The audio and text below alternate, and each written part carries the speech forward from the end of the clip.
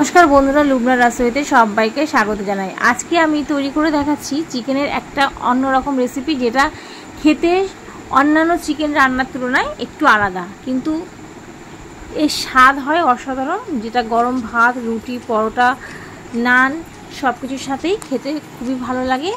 দেখে নিই চলুন আজকের এই রেসিপিটা, যার নাম চিকেন দরবার।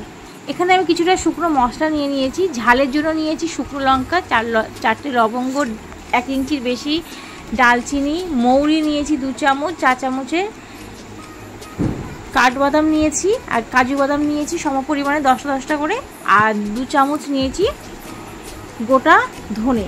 সমস্ত কিছুকে একটা শুকনো কড়াইয়ের মধ্যে দিয়ে মিনিট 3 সময় ধরে মিডিয়াম টু হাই হিটে ভেজে নিয়েছি একটা শুকনো পাউডার তৈরি করে নেওয়ার জন্য। ঢেলে নিলাম একটা প্লেটের মধ্যে, একটু ঠান্ডা করে নিচ্ছি। ততক্ষণে কড়াইতে তেল বসিয়ে দিয়েছি, দিয়ে পেঁয়াজটাকে একটু ব্রাউন কালার করে নেব, একটু ভাজা ভাজা করে নেব পেঁয়াজটা। এদিকে যতক্ষণ পেঁয়াজটা ভাজা হচ্ছে, মশলাটা অনেকটা ঠান্ডা হয়ে গেছে। এবার মিক্সিং জারে দিয়ে একটা পাউডার বানিয়ে নেব।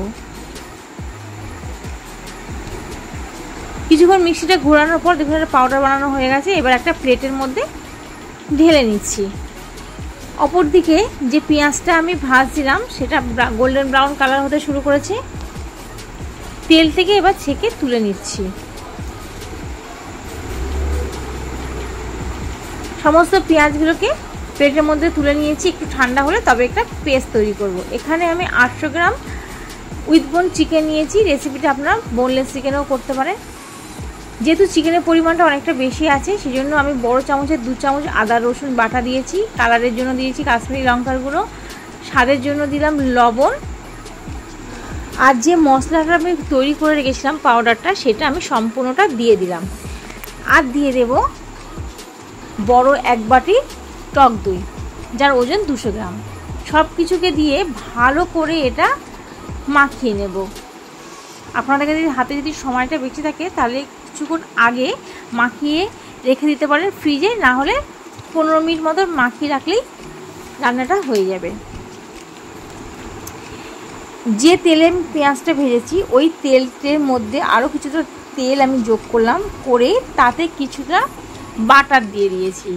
বাটারটা যখন মেল্ট হয়ে গেছে, সামান্য একটু লবণ দিয়ে দিয়েছি, যাতে মাংসটা যখন দেব ছিটিয়ে গায়ে না লেগে যায়।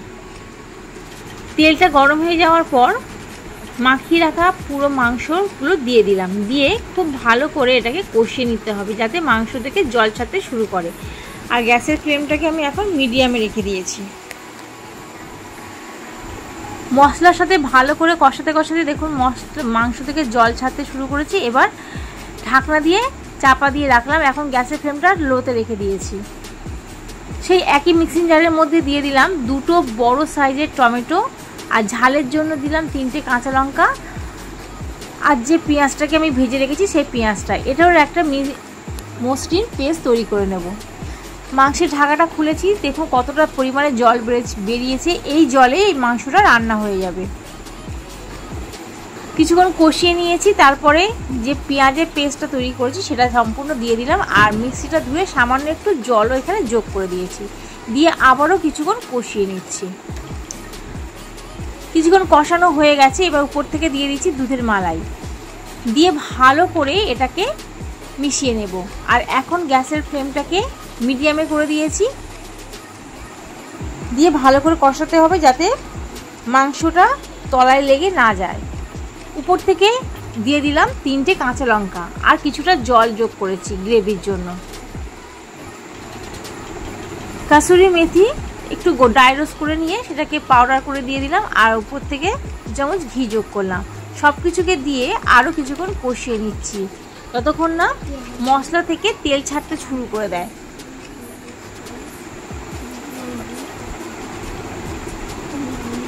সব কিছু উপকরণ ভালো করে মিশিয়ে দিয়ে এবার গ্যাসের ফ্লেমটা হাইতে করে দিয়েছি। দেখুন মাংস থেকে তেলটা ছেড়ে দিয়েছে।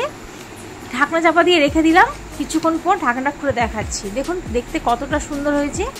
একবার অবশ্যই বাড়িতে তৈরি করে দেখে নেবেন যে রেসিপিটা কতটা ভালো। এবার আমি গরম গরম পরিবেশন করছি।